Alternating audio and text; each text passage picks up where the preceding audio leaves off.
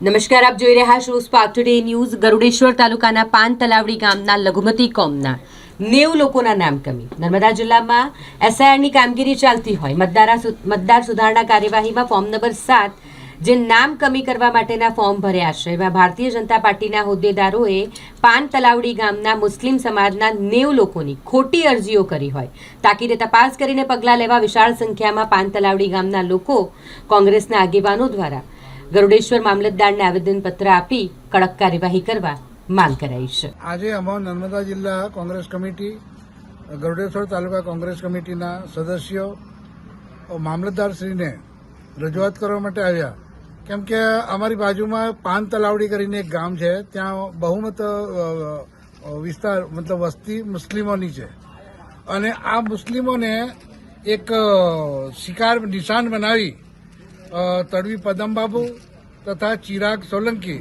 બે નામની વ્યક્તિઓએ 100 થી વધુ ફોર્મ 7 ભરી અને આ લોકોની મતદાર યાદીમાંથી નામ કમી કરવા માટે રજૂઆત કરેલ। તો આજે અમે મામલતદાર સાહેબને આવેદનપત્ર આપ્યું છે અને નિવેદન કર્યું છે કે આ બધી વ્યક્તિઓ જીવિત છે અને હાલ પોતાના ઘરે છે, ખેતી કરે છે, વર્ષોથી અહીંયા જ રહે છે, તો એમના નામ કમી ના થવા જોઈએ। તો એમણે અમને કહ્યું કે તમે ખરેખર આના વિશે કાનૂની કાર્યવાહી કરો। એટલે અમે હવે અહીંયા આવેદનપત્ર આપ્યા પછી પોલીસ સ્ટેશન જઈએ છીએ અને આ બે વ્યક્તિઓ પર એફઆઈઆર દાખલ કરીએ છીએ। આજે અમે મામલતદાર શ્રી પાસે આવ્યા છે અને પાન તલાવડી ગામની અંદર જે એસઆઈઆરની કામગીરી ચાલે છે એની અંદર ફોર્મ 7 ની અંદર બીજા લોકો અરજદાર બને છે કે આ લોકોના નામ રદ થવા જોઈએ।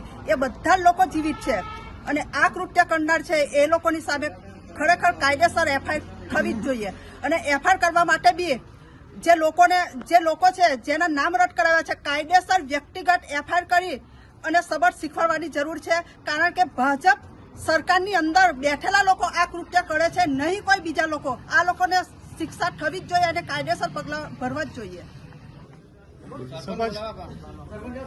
જે રાહુલ ગાંધીએ મુદ્દો ઉચક્યો છે સાંસદની અંદર, વોટ ચોર ગદ્દી ચોર, વોટ ચોરીનો મુદ્દો ખરેખર સાચો છે અને રાહુલ ગાંધી ખરેખર સાચા છે। ભાજપના ઈશારે જ આ કૃત્ય થઈ રહ્યું છે અને અમારા ગરુડેશ્વર તાલુકાની અંદર આ પાન તલાવની અંદર આ મુદ્દો સાબિત થાય છે અને વોટ ચોર ગદ્દી ચોર રાહુલ ગાંધી જે બોલે છે એ સાચું છે અને રાહુલ ગાંધી સાચા છે। અમે આઝાદીથી કહીએ કે રાહુલ ગાંધી અમારા સાચા છે એવી અમને ખબર પડતા અમે લોકો આવેદનપત્ર આપવા આવ્યા છીએ અને મારું અને મારી મિસિસનું એક જ ઘરમાંથી મારા બંનેને જીવિત હયાત છે, છતાં પણ અમારા નામો કાઢી નાખવામાં આવ્યા છે। તો આ હવે અમારે શું કરવું? અમે આના પછી હવે કંટાળીને હવે પોલીસ સ્ટેશનમાં જવાના છે કે જેના લીધે આવું કૃત્ય કરતા બીજો અટકે। અમારા પાર્ટીના મુસ્લિમોના 194 વોટ કાઢેલા છે, 7 ફોર્મ ભરીને એ પદમબાબુ, દયાસર તડવી ને સોલંકી ચિરાગભાઈ ચંદુભાઈ એ લોકોએ 7 નંબરનું ફોર્મ ભરી અમારા નામ કમી કરવાની કોશિશ કરેલી છે।